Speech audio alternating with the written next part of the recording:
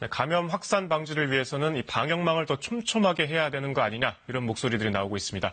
김우주 고대 구로병원 감염내과 교수 다시 모셔서 이 문제 짚어보겠습니다.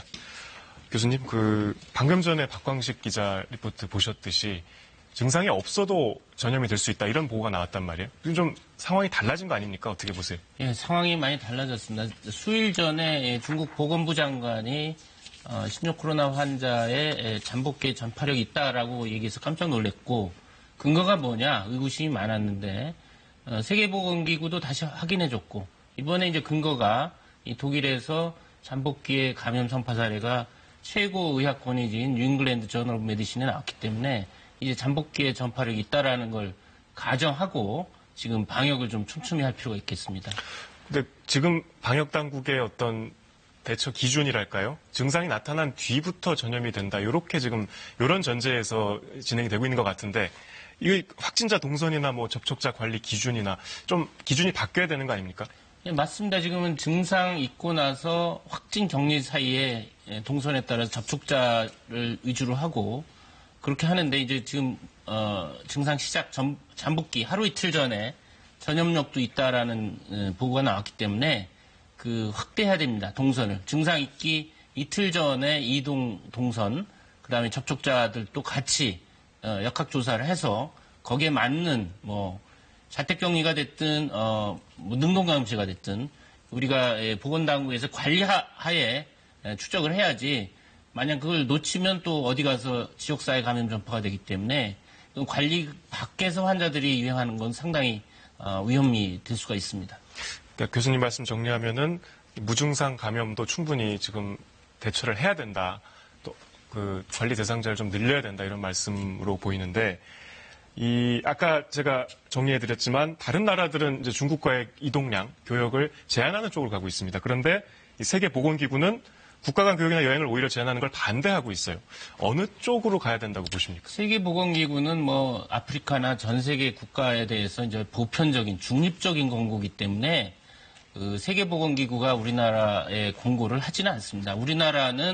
우리나라가 중국과의 굉장히, 중국이 기침하면 우리 감기가 될 정도로 영향도 크고, 실제 중국으로부터 많은 지금 신종 코로나 환자가 오기 때문에 자주적으로 판단을 해서 위험평가를 해서 여행 제한이나 이런 조치를 해야 된다고 봅니다. 지금 미국이라든지 전 세계 모든 국가들이 여행 제한이나 그걸 통해서 이제 신종 코로나 환자 유입을 차단하고 있는데, 우리는 가장 큰 영향을 받고 있거든요.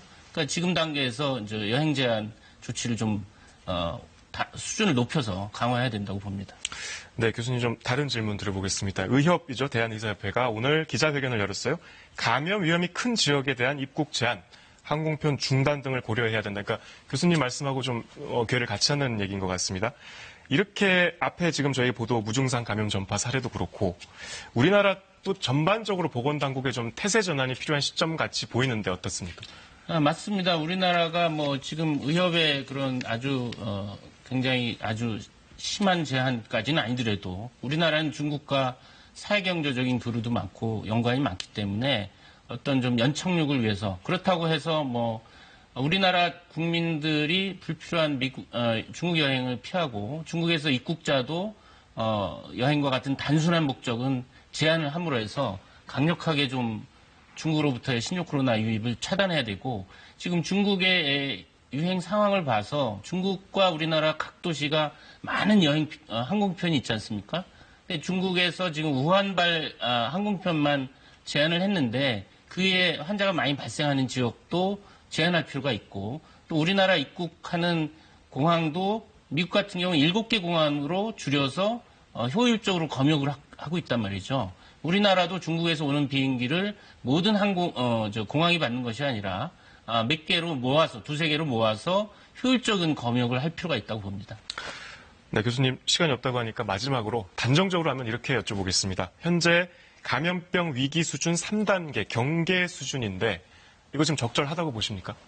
지금은 정점이 아니기 때문에 심각 단계는 아니죠. 그래서 경계 단위는 이제 맞는데, 지금 여러 가지 방역에 있어서 범위도 넓히고 또 의심 환자의 범위도 후베이성에 국한할 게 아니라 중국 각성에서 오는 열과 호흡기 질환 환자를 또 의심해서 의심 환자의 범위, 접촉자의 정의를 좀 폭넓게 하고 능동감시보다는 자택격리를 함으로 해서 좀 더 접촉자 줄이고 우리 이 검역이나 방역의 틀 안에서 관리가 되도록 해야 되는데 최근 요 며칠 사이에 보면은 그런 것들에 틈이 생기면서 2, 3차 감염자가 속출하고 있어서 좀 강화할 필요가 있다고 봅니다.